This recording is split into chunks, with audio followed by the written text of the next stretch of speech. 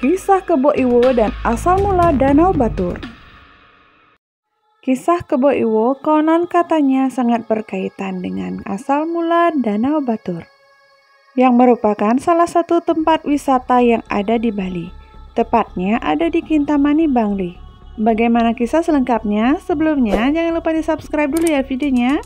Terus klik tombol loncengnya, jangan lupa like, komen, dan share. Terima kasih. Kebo Iwo adalah seorang raksasa yang bertubuh besar, gendut, dan doyan makan. Semakin hari tubuh raksasa itu bertambah besar, makanannya banyak sekali yang disajikan kepadanya. Ia suka membantu penduduk desa membuat rumah, mengangkat batu besar, dan membuat sumur. Ia tidak meminta imbalan apa-apa, hanya saja penduduk desa harus menyediakan makanan yang jika sampai 2 hari Kebo Iwo itu tidak makan, maka ia akan marah, mengamuk, dan merusak apa saja yang ada di depannya. Tak peduli rumah atau pura yang akan dirusaknya, begitu juga kebun dan sawah di dekatnya. Karena tubuhnya sangat besar, porsi makannya pun sangat banyak. Porsi makan Kebo Iwo sama seperti menyiapkan makanan 100 orang. Walaupun penduduk desa sudah tidak membutuhkan tenaganya, mereka harus tetap menyediakan makanan untuk Kebo Iwo setiap hari. Karena jika Kebo Iwo lapar, ia akan marah dan menghancurkan apa saja yang ada di sekitarnya, termasuk tempat tinggal dan peribadatan penduduk desa itu. Hingga tibalah musim kemarau, semua persediaan lumbung padi milik penduduk desa mulai kosong dan habis. Beras dan bahan makanan lain sudah mulai sulit diperoleh untuk mengisi perut mereka.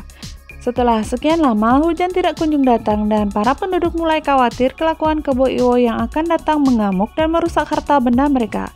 Tentu saja kekhawatiran penduduk menjadi kenyataan di hadapan mereka. Suatu hari, Kebo Iwo merasa lapar dan makanannya tak kunjung datang karena persediaan bahan makanan penduduk desa sudah habis.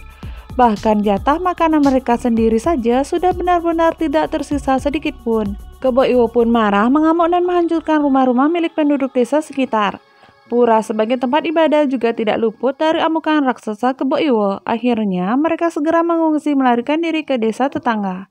Namun Kebo Iwo terus mengejar mereka sambil berteriak-teriak, "Mana makanan untukku atau kalian menjadi lebih suka ku hancurkan?" Kebo Iwo nampaknya semakin ganas. Ia tidak hanya menghancurkan bangunan-bangunan sekitarnya, tetapi juga memakan hewan-hewan ternak milik penduduk desa setempat. Para penduduk desa tetangga pun turut juga menjadi korban keganasan Kebo Iwo. Melihat kerusakan yang ditimbulkan Kebo Iwo, maka penduduk desa setempat merasa kesal bercampur marah. Mereka semua langsung bermusyawarah untuk mengatur siasat untuk membunuh Kebo Iwo. Awalnya ia mencoba untuk mengajak berdamai dengan Kebo Iwo. Dengan segala macam cara, akhirnya mereka bisa mengumpulkan makanan yang banyak lalu mendekati raksasa tersebut. Pada saat itu, Kebo Iwo baru saja menyantap seekor kerbau utuh yang telah masak sehingga membuat dia merasa kekenyangan dan berbaring istirahat di atas hamparan rumput ilalang. "Hai Kebo Iwo," tegur kepala desa, "ada apa? Mau apa kalian mendekatiku?" tanya Kebo Iwo dengan curiga. "Sebenarnya kami masih membutuhkan tenagamu, rumah-rumah dan pura banyak sekali yang telah kau hancurkan. Bagaimana kalau kau membantu kami membangunnya kembali? Kami akan menyediakan makanan yang lebih banyak untukmu sehingga kau tak kelaparan lagi," bujuk kepala desa. "Makanan? Kalian akan menyediakan makanan yang enak untukku?" Mata Kebo Iwo berbinar-binar setelah mendengar kata makanan. "Aku setuju, aku akan membantu kalian. Tetapi kau harus membantu kami membuatkan sumur besar karena kebutuhan air penduduk semakin meningkat." Kebo Iwo setuju mengangguk-angguk dengan kesepakatan kepala desa itu dan merasa senang tanpa ada rasa curiga sedikit pun. Keesokan harinya, Kebo Iwo mulai bekerja membangun dan memperbaiki kembali puing-puing bangunan yang telah dirusaknya.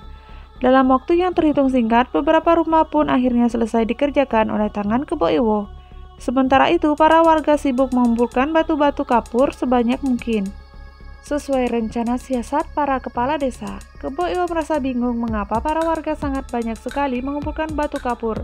Padahal kebutuhan batu kapur untuk rumah dan pura saja sudah cukup. "Mengapa kalian mengumpulkan batu kapur begitu banyak?" tanya Kebo Iwo. "Ketahuilah Kebo Iwo, setelah kamu selesai membuat rumah dan pura milik kami akan membuatkanmu rumah yang besar dan sangat indah," kata kepala desa. Kebo Iwo sangat senang mendengarnya. Hanya dalam beberapa hari, seluruh rumah-rumah dan pura milik penduduk selesai dikerjakan. Atas bantuan Kebo Iwo, pekerjaannya hanya tinggal satu saja, yaitu menggali sumur besar. Pekerjaan ini memakan waktu cukup lama dan memerlukan lebih banyak tenaga dibandingkan sebelum-sebelumnya. Kebo Iwo segera menggunakan kedua tangannya yang besar dan kuat untuk menggali tanah sampai dalam. Hari demi hari, lubang sumur yang dibuatnya semakin dalam. Tubuh Kebo Iwo pun semakin turun ke bawah. Tumpukan tanah bekas galian yang berada di mulut lubang pun semakin menggunung. Karena kelelahan, Kebo Iwo berhenti untuk istirahat dan makan sejenak. Ia melahap makanan sangat banyak karena kelelahan setelah makan. Ia akhirnya mengantuk dan tertidur pulas dengan mengeluarkan suara dengungan yang sangat keras. Suara dengkuran Kebo Iwo terdengar oleh para penduduk desa yang sedang berada di atas sumur. Akhirnya para penduduk segera berkumpul di tempat lubang sumur tersebut. Mereka melihat Kebo Iwo sedang tertidur pulas di dalamnya. Pada saat itulah kepala desa memimpin warganya untuk melemparkan batu kapur yang sudah mereka siapkan sebelumnya ke dalam sumur. Karena tertidur lelap, Kebo Iwo belum menyadari dirinya dalam bahaya. Ketika air di dalam sumur yang bercampur kapur sudah mulai meluap dan menyumbat hidung Kebo Iwo, barulah raksasa itu tersadar. Namun lemparan batu kapur dari para warga semakin banyak. Kebo Iwo tidak dapat berbuat apa-apa. Meskipun memiliki badan yang sangat besar dan tenaga yang sangat kuat, ia tidak mampu melarikan diri dari tumpukan batu kapur dan air sumur yang kemudian menguburnya hidup-hidup. Kebo Iwo menggelepar-gelepar selama beberapa saat. Gerakannya menimbulkan gempa sesaat tetapi lama-kelamaan reda dan diam. Mereka mengira Kebo Iwo telah tewas terkubur di dalam sumur. Sementara itu, air sumur semakin lama semakin meluap dan membanjiri tanah desa, sehingga selanjutnya membentuk danau besar. Danau itu kini dikenal dengan Danau Batur. Sedangkan timbunan tanah yang cukup tinggi membentuk sebuah gunung yang juga disebut Gunung Batur. Legenda terbentuknya Danau Batur memiliki kemiripan dengan mekanisme hidrogeologi yang berkaitan dengan sumber dan kondisi alkali atau basa air di danau tersebut. Hasil analisis hidrogeokimia dan isotop menunjukkan bahwa sumber air Danau Batur bukan berasal dari air hujan atau air meteorit, melainkan berasal dari bawah permukaan, yaitu fluida yang terkait aktivitas magmatik dan vulkanis. Lubang yang digali raksasa tersebut berdasarkan legenda tadi diinterpretasikan sebagai pembentukan kaldera dan tersingkapnya batuan yang penuh rekahan sebagai jalur keluarnya air dari bawah permukaan dan mengisi Danau Batur. Nah, demikianlah tentang kisah Kebo Iwo dan asal mula Danau Batur. Semoga video ini bermanfaat dan bisa menambah wawasan kalian. Terima kasih, jangan lupa ikutin video-video selanjutnya ya. Bye-bye.